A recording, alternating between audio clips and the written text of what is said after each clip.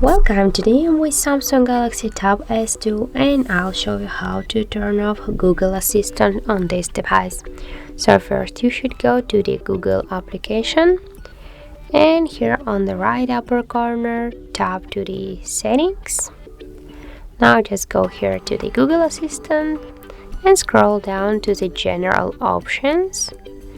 Now as can you see, we just got here our activated Google Assistant, and just to turn it off, tap once on the switcher and confirm by tap here to turn off.